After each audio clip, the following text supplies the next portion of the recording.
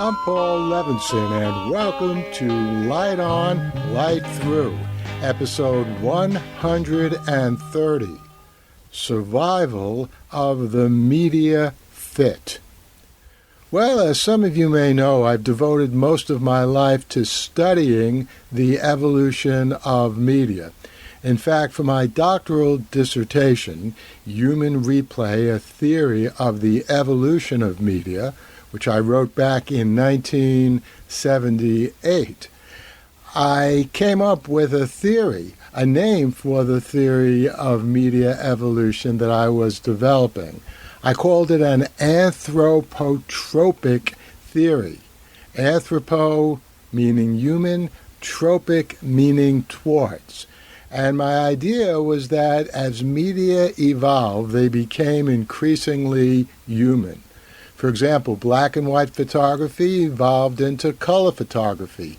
That's not surprising because we see the world in colors, not in black and white. Or the telegraph was replaced by the telephone. Not surprising either because we don't communicate in dots and dashes. We communicate with words, and that's what happens when we talk on the telephone.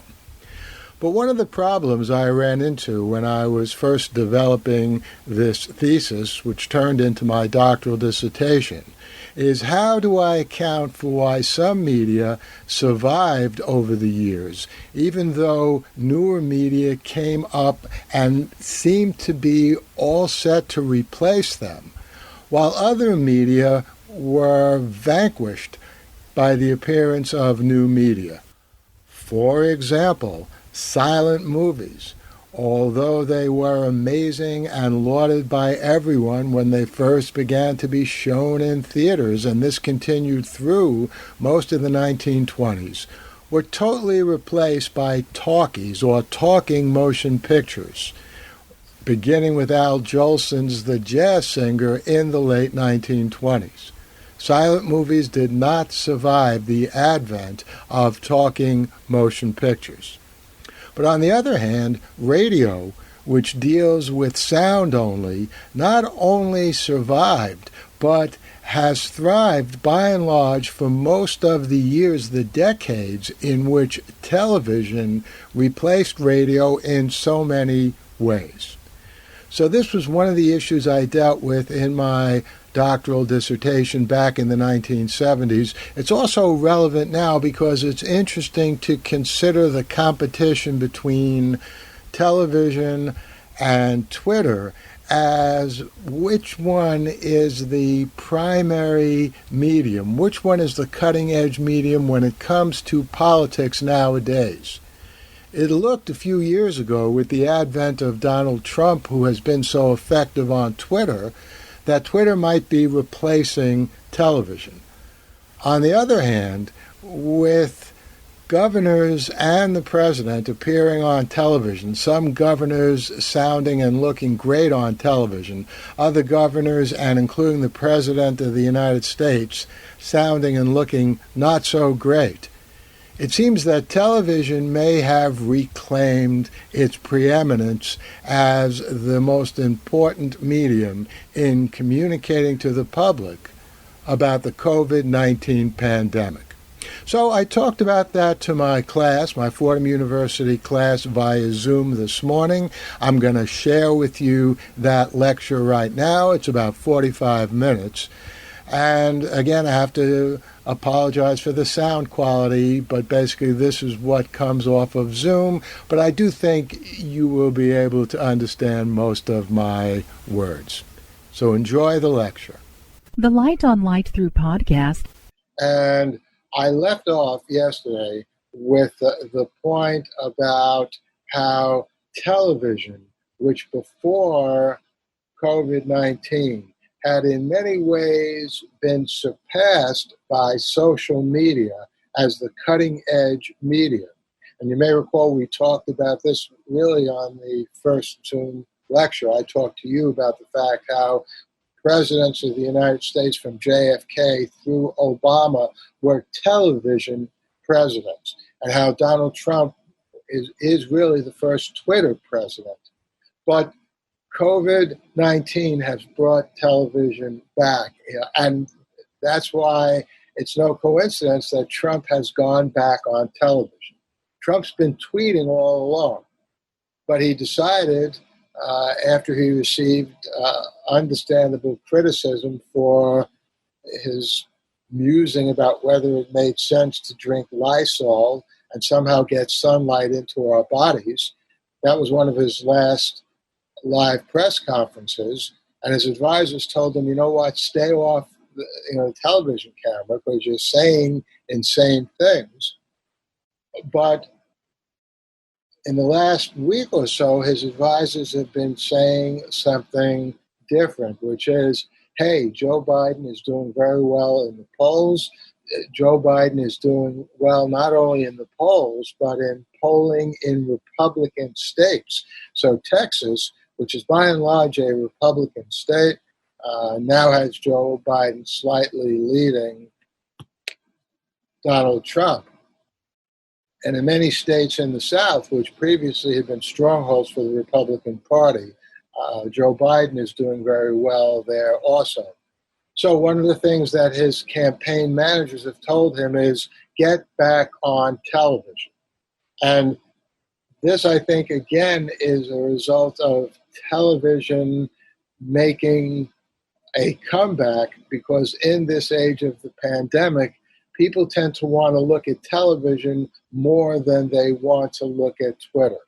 And I think the reason is pretty clear. It's because even though Twitter is easier to look at, and even though we can all get video on our Twitter, obviously, it's not a shared experience, right? It's just you looking at your phone. You can then tweet to somebody on your phone, and in that sense, it's a social shared experience. But television is different. Television, all the people in the room are looking at the screen. It's a big screen. And as I mentioned yesterday, Governor Andrew Cuomo of New York showed that you can use television very, very effectively in this pandemic to communicate with the people, tell them what's going on. And that's why I think Trump has gone back on television. But there's an important media principle here, and we've been talking about media principles. When you study media, it's good to have a set of principles that can help you understand what's going on in the media environment. And here the important principle is old media, even though they may be surpassed and even replaced by newer media, rarely disappear. Instead, what usually happens is they get pushed into the background, but they're still there.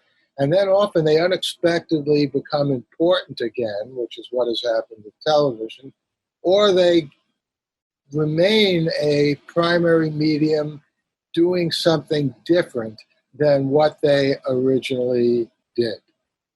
And in fact, if you look at the whole history of media evolution, there are very few media that ever got completely replaced and eliminated. One example would be silent movies. So when motion pictures were first invented, when they first became popular in the 1920s, there was no talking in the movie. And actually, they were called silent movies. They weren't silent in that you could have music in the movie, but you didn't hear people talking in the movie. And then talkies were perfected. And it was in the late 1920s that the first talking motion picture was distributed to movie theaters. It was a movie called The Jazz Singer. It featured Al Jolson, who in fact was a jazz singer. And he, in that movie, sang, and you could hear him sing. And not only that, he talked in the movie. And, like everything else, it was the first time that a talking motion picture had been widely distributed in theaters. The distributors weren't sure what was going to happen. Well, what did happen is the movie became a box office success. It did a huge amount of business. And after that, no one looked back. Everyone decided to make talkies or motion pictures in which you could hear people speaking. So the silent movie is an example of a medium which was not only replaced, but pretty much wiped out and obliterated. You occasionally see like a silent movie made to make an artistic statement, but it's not part of the mainstream of motion pictures and really hasn't been since the 1930s. But the more usual example of what happens when a new medium comes along, that happened in the 1950s, and the two players in that situation were radio and television. And I've already talked to you about the importance of radio in the 1930s and 40s, FDR's fireside chats. By the 1940s, just about everyone in the United States and in most countries in the world had radios, if not in their home, in some kind of place where they could listen to it publicly. Meanwhile, television had been invented in the late 1920s, but it didn't really catch on as a mass medium in the 20s or the 30s or the 40s, and it wasn't until the late 1940s that the cost of buying a television set became low enough that the average American could afford a television set. So I actually grew up, and I never knew a world in which there wasn't television. And my parents were middle class, and so before I was born, they had a television in the 1950s. They weren't rich, but they weren't, all that poor either. They were somewhere in the middle. But that was typical. The American middle class, and then pretty quickly all Americans had television sets. And I already mentioned the political impact of that once again in the 1960 election in the JFK-Nixon debate, in which Kennedy wins that debate because over 90% of Americans then have televisions, and JFK looked great on television, cool, relaxed, whereas Nixon looked nervous, he was sweaty, he declined to have makeup put on. By the way, even to this very day, if you ever go into a television studio and you're going to be on television, always say yes if they ask you want us to put some makeup on you, because the television lights are very hot, and if you don't have makeup, you wind up looking sweaty and uncomfortable, and that's exactly what Nixon looked like in 1960. So as a political medium, by 1960, television had replaced radio. Some people thought by 1960 that radio would go the way of silent movies. In fact, in the middle of the 1950s, there's a now famous cartoon in the New Yorker. You can look this up on Google, just search on radio cartoon, New Yorker magazine, in which you see a father is taking his son up to the attic of his home, and in the attic there's a big radio, and the son is standing there looking at that radio wide-eyed, and he's saying, "Daddy, what's that?" And that was a pretty shocking cartoon in the 1950s, because in the 1950s everyone knew what radio was. But this was the New Yorker cartoon's way of saying television has not only replaced radio, but it's going to banish radio to the attic where no one will even know about it. But that cartoon proved out to be wrong. And here is what the people who thought radio was dead did not count on. It's something you've all heard of. It's something that one of you is doing her research in. It's something called rock and roll music. And here's how that wound up saving radio.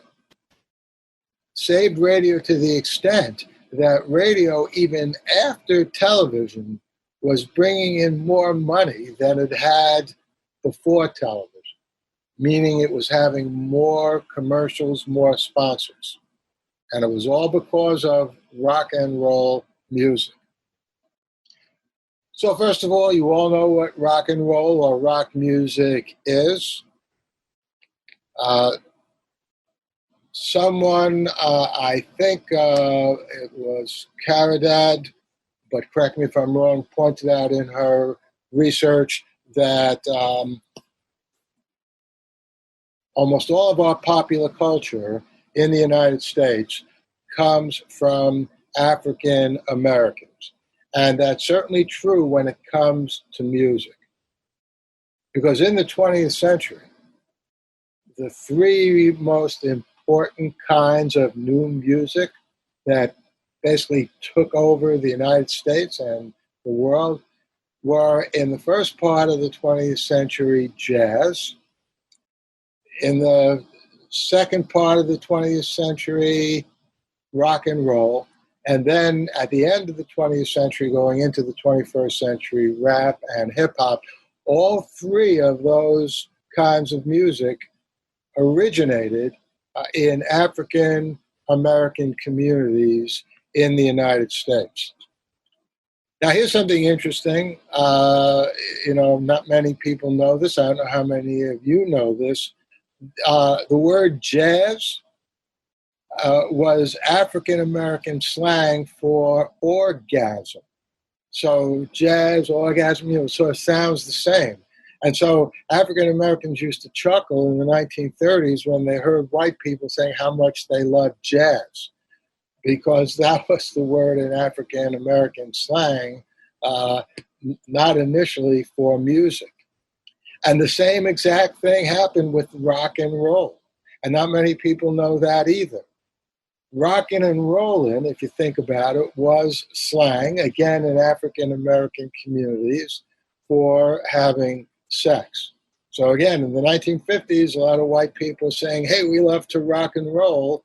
And that was something that was a joke, an inside joke in African American communities because of what it meant. But one thing about jazz is it was very important culturally, but it did not quite become a mass phenomenon in the first half of the 20th century. People who love music were into jazz. But the general populace in the first half of the 20th century, they were more into show music, pop music, Cole Porter, Jerome Kern, show music, Broadway music, that kind of music. But rock and roll, although it began in African American ghettos, jumped into the mainstream unexpectedly in the 1950s. And that happened because of radio. And back in the 1930s, radio played jazz, but for the most part, radio was just, there were sitcoms on radio, there were detective stories, serials. Music was a part of radio then, but it wasn't the mainstay of radio. But by the 1950s, radio was losing its content. As a matter of fact, many shows which were on radio by the 1950s just jumped over to television. And, some of these shows you may or may not have heard of. Jack Benny was a comedian, famous comedian. He had a great radio show on CBS radio. By the early 1950s, CBS said to Jack Benny, hey, you know what? Let's bring you onto television. You can reach a lot more people. So Jack Benny said, sure. For a couple of years, he had both his radio show and his television show. But by the mid-1950s, Jack Benny was on television, and he had an enormously successful television show. Gunsmoke, I don't know how many of you have heard of that name, was one of the most successful shows ever on television. I think it still holds a record somewhere for the number of years it was on or the number of episodes, but it's right up there with the most successful shows ever on television. It was a Western show, but what a lot of people don't know is it was also a successful show on radio. And what's interesting, especially about that show, is that the star of Gunsmoke on television, the character's name was Matt Dillon, which later a movie star adopted that name. But the actor who played it was a guy by the name of James R. Ness. And he was like a very rugged, good-looking guy, a typical like Westerner, and had a great voice, a great look. But a really interesting thing is that the guy who played the same character, Matt Dillon, on radio was like a big fat guy who didn't look at all like a sheriff, but he had a great voice, so he sounded like a sheriff. And when the show went from radio to television, the people who were doing the show said to the guy who was doing the radio, "Hey, look, you did a great job on radio, but you obviously can see you don't look like a sheriff. So we will, unfortunately, have no choice but to replace you with somebody who does look like a sheriff." So that's what happened to radio, and that's why people thought radio was going to die, because all of these radio shows migrated to television. But this happened in several American cities, but we'll look at one city in particular, the city of Detroit, the city where the Rock and Roll Hall of Fame exists right now. And the reason why the Rock and Roll Hall of Fame is in Detroit, and actually it was in Detroit for a short period of time.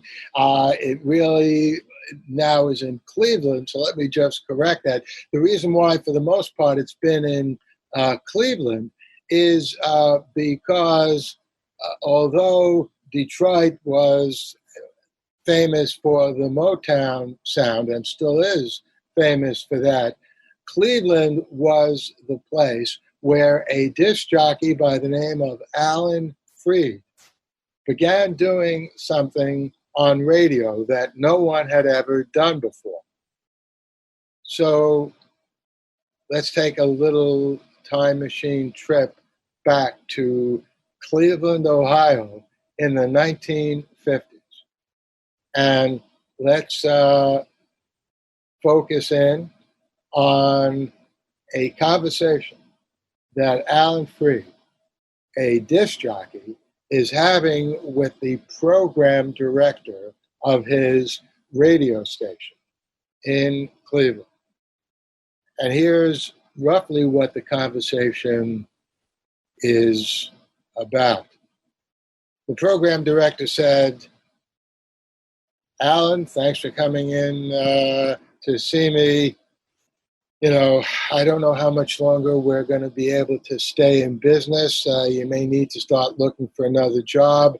If I were you, I wouldn't look for it in radio, because radio all over the place is losing listeners. People are watching on television what they used to be listening to on radio."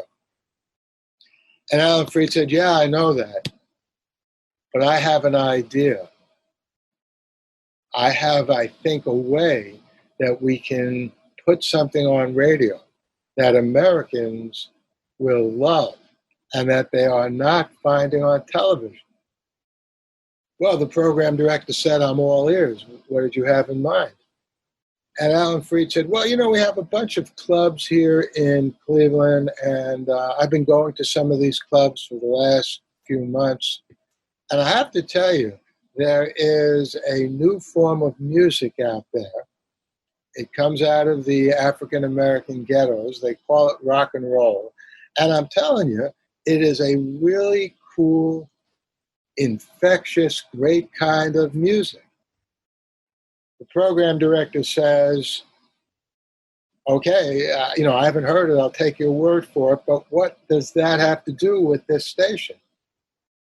Alan Freed said, well, I know this sounds like an extreme thing to do, but what I suggest you do is change your programming. And instead of playing whatever it is that you're playing, let's start playing some rock and roll right here on the station. The program director said something like, you must be out of your mind, you're smoking too much weed. There's no way our listeners are going to be interested in rock and roll. We appeal to white middle-class listeners. We appeal to kids in the suburbs. They're not fans of rock and roll. Alan Freed said, well, why don't you come to a couple of these clubs with me over the next couple of weeks? And I think you'll see in the audience, there not only are African Americans in the audience, there are white people, white kids in the audience as well. Anyway, to make a long story short, the program director agreed to let Alan Freed begin playing some rock and roll songs on his show. And the rest, as they say, is history, because that radio station didn't die out. That radio station survived and began thriving because as soon as kids found out that this was a station on which you could hear rock and roll, that's all they wanted to listen to. Alan Freed became such a big name as a disc jockey that he was hired by a New York radio station, WINS, which now is an all-news station, but back in the 1950s was a station that also played rock and roll. And here I can tell you, when I was just a little boy in the late 1950s, I remember listening to Alan Freed on WINS, and I thought it was like the coolest thing in the world. And what then began to happen is, although you had African-American artists like Little Richard, Fats Domino, Big Mama Thornton, who had the first recording of You Ain't Nothing But a Hound Dog. It was actually a song that was criticizing a man. You ain't nothing but a hound dog. She's telling a guy, you ain't never caught a rabbit, and you ain't no friend of mine. That song, as everybody knows, was covered by an unknown singer by the name of Elvis Presley. And the record almost immediately became a million seller. And what this did is radio stations all across the United States and all across the world threw out their old format. They said, forget about trying to compete with television. We can play rock and roll. And that's what happened to radio. And that's why, even though by 1960, as a political medium, radio had been replaced by television. But as a popular cultural medium, radio was able to carve out a niche for its own audience. And that audience encompassed millions and millions of people. And so radio is one of the best examples in media history of how a medium does not become wiped out when a new medium is introduced, but instead gets pushed into doing something a little different. And in the case of radio, by the 1960s, radio stations were making more profit in terms of the ads and the sponsors that they had than they ever were back in the 1940s. And by the 1960s, most radio stations were playing rock music. But I want to delve a little deeper into understanding what happened with radio, because although rock and roll was the content, it was the medium of radio, what it did, how people took radio in, that enabled rock and roll to have that enormous impact on radio and the world. So what is it that radio does? Well, it broadcasts sound. So what does radio appeal to in terms of our perception? Our ears. So let's just think about this for a minute. Ears. As you all know, we don't have that many senses, that many ways of perceiving the world. We have touch, right? We have taste. We have smell. We have eyes, and we have ears. That's pretty much it. And television, once again, to go back to that 1960 debate, JFK won that debate because our eyes, the eyes of people who saw JFK and Nixon on television, liked what Kennedy looked like. And unfortunately for Nixon, people who heard the debate on radio liked what Nixon sounded like, but many more people saw the debate on television than heard the debate on radio.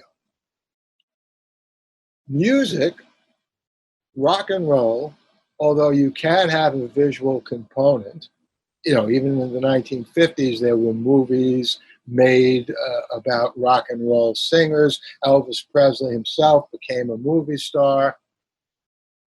But obviously, the main way that music gets to us, and in fact, the only way it gets to us, at the beginning, usually when we first hear a song, is through our ears.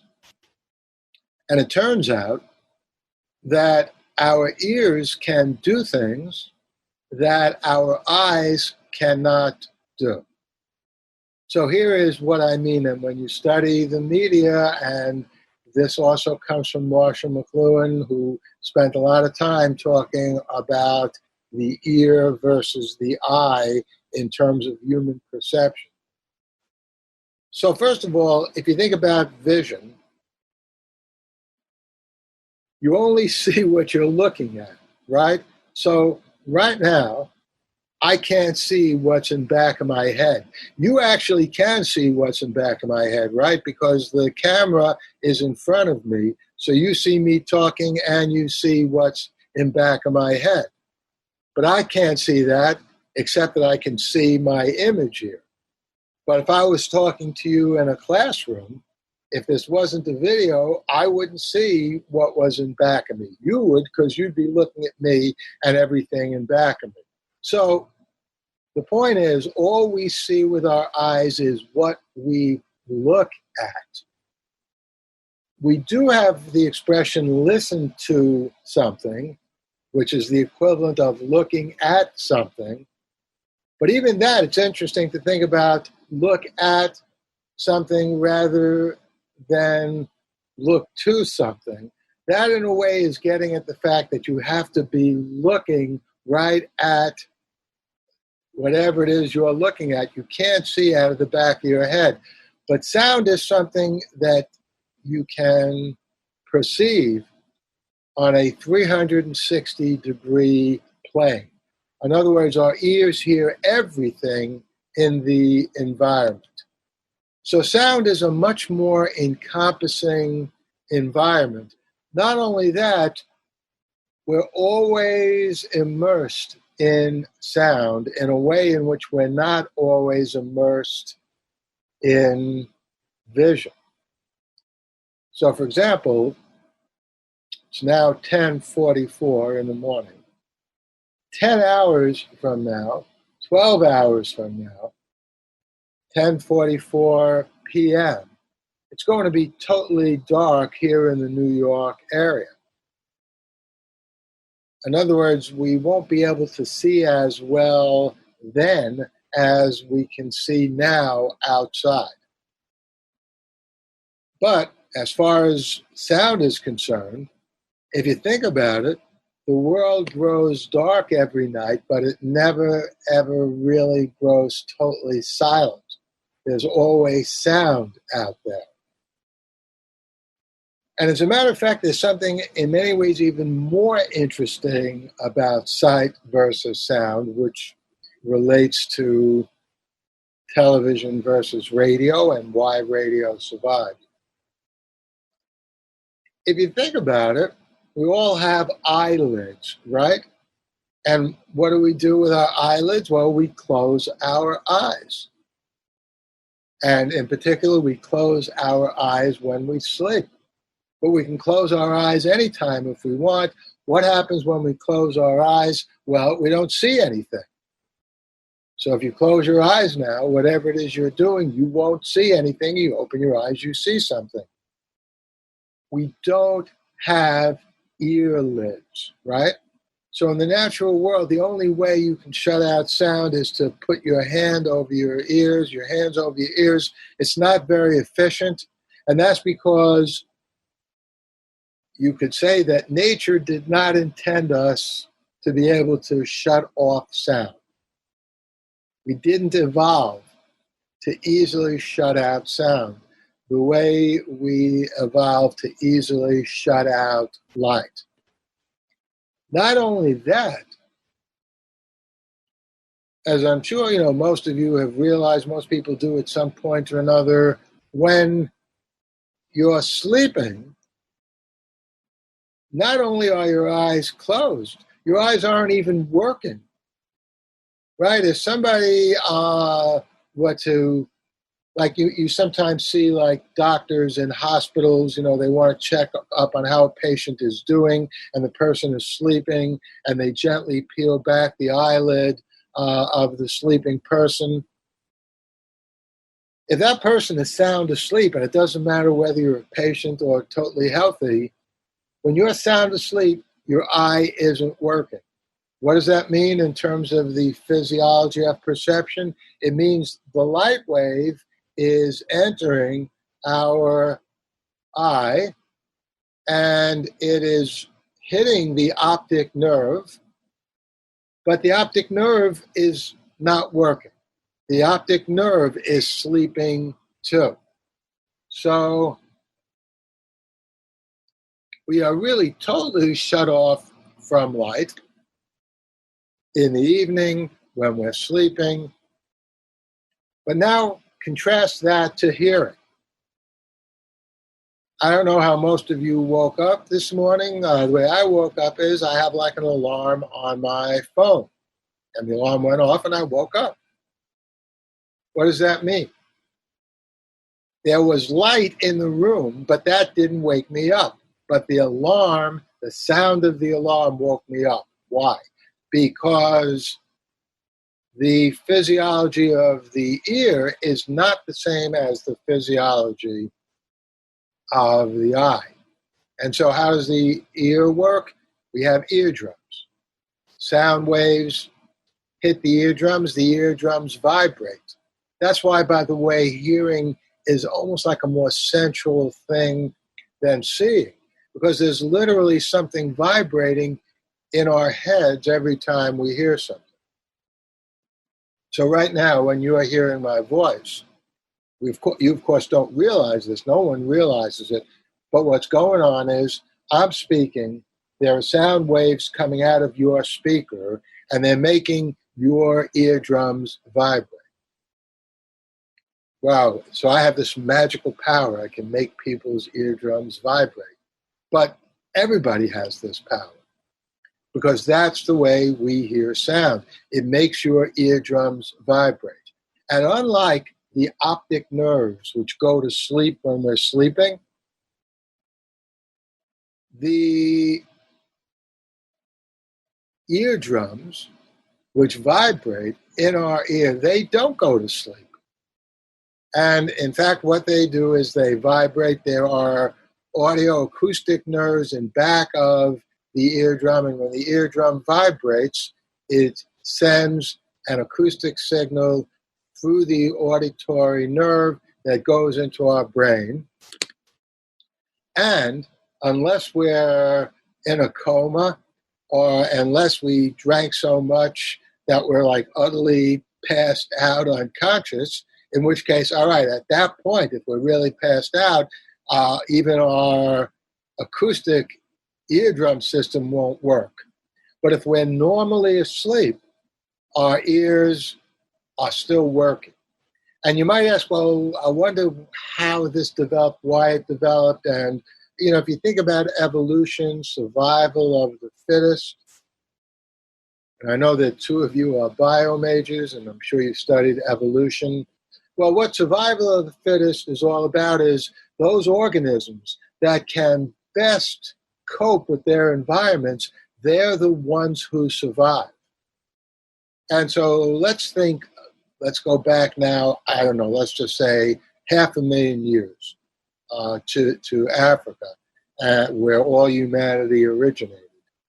And let's imagine two groups of people, okay? One group of people had the same kind of hearing that we have. The other group of people, maybe, it's 500,000 years ago, human beings were first evolving. Maybe their ears didn't work all that well. And there is a pack of lions or, whatever dangerous animal in both of these areas. So one group, a man is standing as sort of a lookout and sees this pack of wild, hungry lions coming, and he runs back and he starts screaming to the village, hey, there's a group of hungry lions here. They're moving pretty quickly. Let's get out of here. The other group also has a guy, a lookout, or maybe it's a woman, who knows, and sees this, similar group of hungry lions approaching, runs back, says the same thing, hey, wake up, let's get out of here. But here's the problem. The first group, pretty much most people in the village wake up, and, the parents grab their babies and, they run away. Or maybe there are like some strong warriors in that little village, and they go out with their spears because they're going to keep the lions away from the village. But one way or another, that first village is okay. They're going to be okay because their acoustic system, their ears, even when they were sound asleep, warned them. The lookout was able to warn them. But now the other group, sadly, even though the lookout sees the lions, come back and says, hey, wake up. And maybe if he's like talking to someone, he can shake that person awake, but he can't quickly wake up everybody in the village. And so chances are, sadly, most people in that village are not going to survive. What does that mean in terms of evolution? It means that the DNA, the genes from that second group of people, they're not going to make it into the next and succeeding generations. But in contrast, the genes and the DNA from the first group of people, they're going to be okay. They basically grabbed up the kids, ran to a safe place, or took care of the lions because they got some warriors out there to stop the lions. So they're going to be okay. Those little kids are going to grow up, and they're going to have children, and they're going to have children, et cetera, et cetera. Well, guess what? All of us here today, we are descendants of that group, meaning that's the way our ears work. And because of that, our ears are very different from our eyes. And now to bring that back to radio, you can listen to the radio in the evening. You can listen to the radio when your eyes are closed. You know where else and how else you can listen to the radio? You can listen to the radio when you're driving. And another way that radio and rock and roll became so important was through the car radio. And when we study the evolution of media and try to understand what's going on, and will TikTok replace Twitter? Will social media in general replace television? We always have to look not only at the media, but the context in which the media are perceived by us. So actually, car radios go back to the 1930s, but they weren't all that popular in the 1930s because, again, music was not the mainstream and the mainstay of radio. But by the 1950s, when people in radio stations around the country began picking up on the revolution that Alan Freed had started and began playing rock and roll music, a lot of that music was heard in automobiles. And if you think about it, here's why and how that worked. If you are driving a car and you have a television set in the car, or you even, look at your phone in the car, and you're driving the car and you're busy texting, and you're driving the car and you're busy texting, that's a dangerous thing to do. Years ago, before I was teaching at Fordham University, I was teaching in a school called Hofstra University out in Hempstead, Long Island, here in New York State. And, I live up in Westchester, so I would have to drive over either the Whitestone or the Throgs Neck Bridge and take one of the highways to Hempstead. Anyway, one, late morning, I was driving to Hofstra University, and I pass a car, and I look at the car, and I see there's a woman in this car driving, and I see she is looking at a mirror, not the even car mirror, but like a mirror in her hand, and she's like putting makeup on. So here she's driving like about 60 miles an hour and like carefully putting makeup on, barely even looking at the road.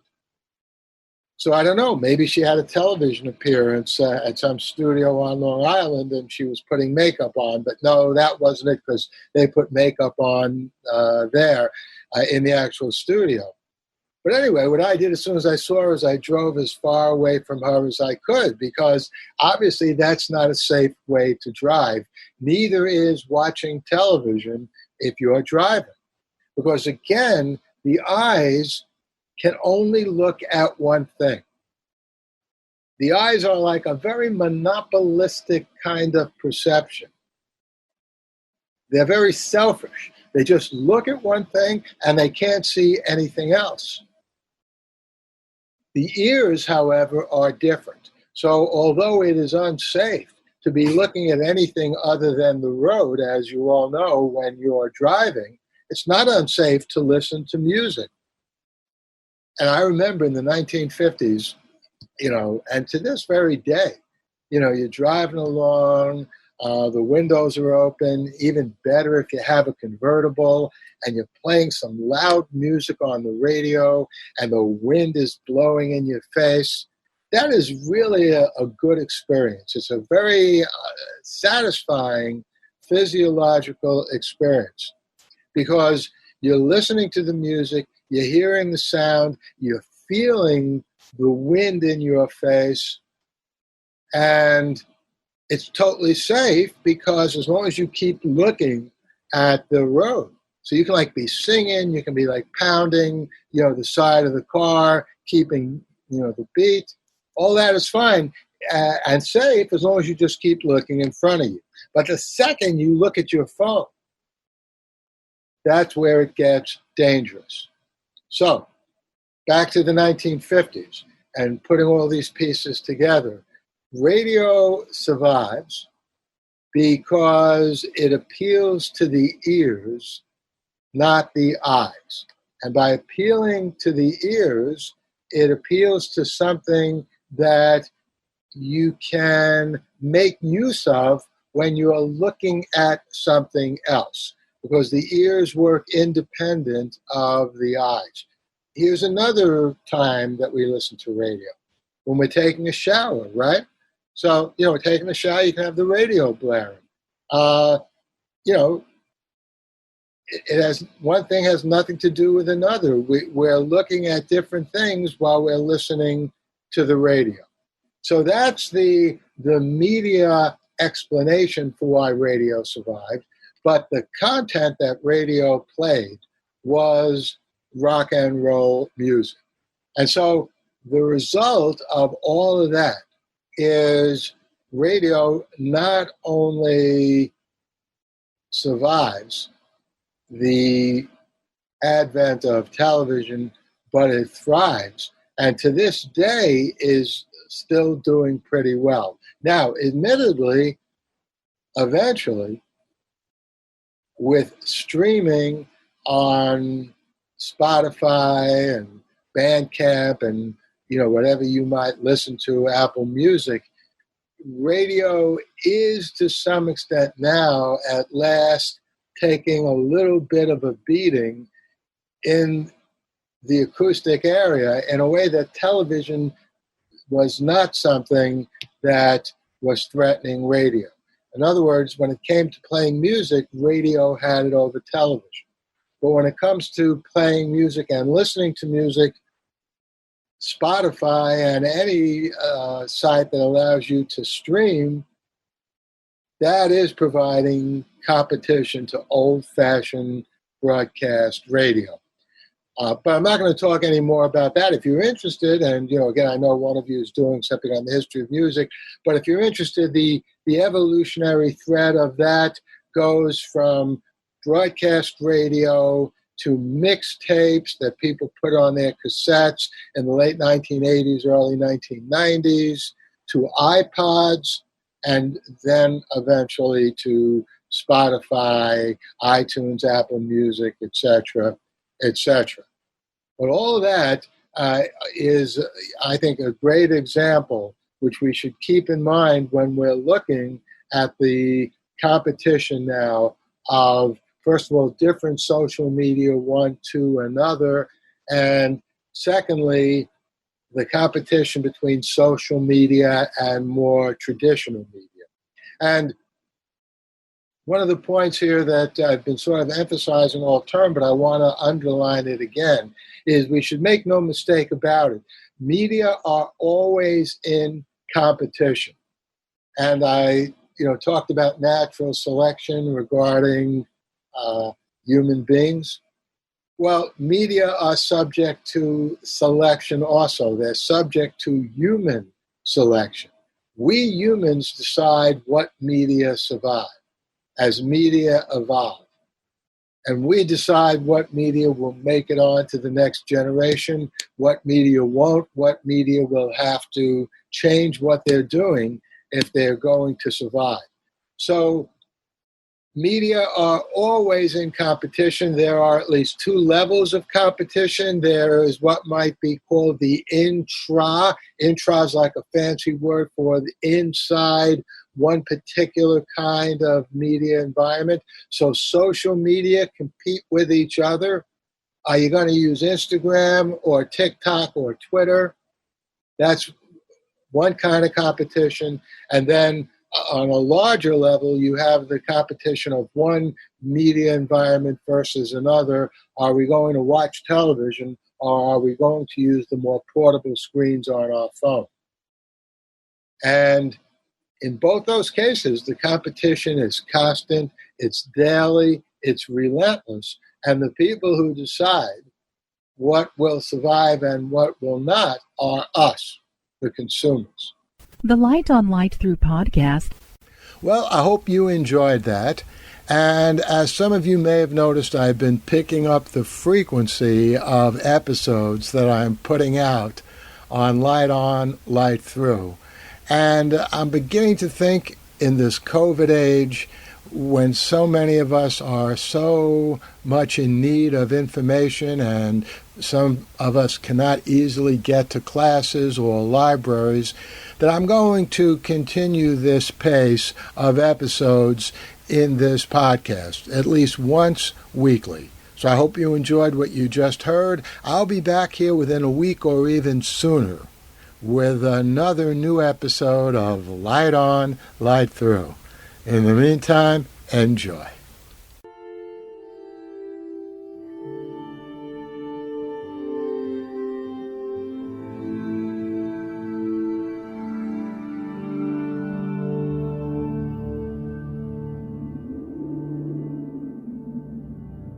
Athens, 2042 AD. She ripped the paper in half, then ripped the halves, then ripped what was left again into bits and pieces of history that could have been. Sierra Waters had read once that, years ago, it was thought that men made love for the thrill, while women made love for the sense of connection it gave them. Curled Up with a Good Book says, Sierra Waters is sexy as hell.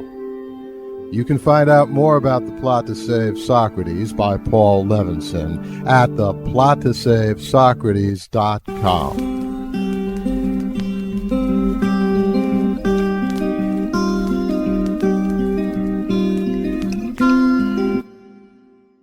Paul Levinson Silk Code about an ancient biotech war raging on in secret for centuries.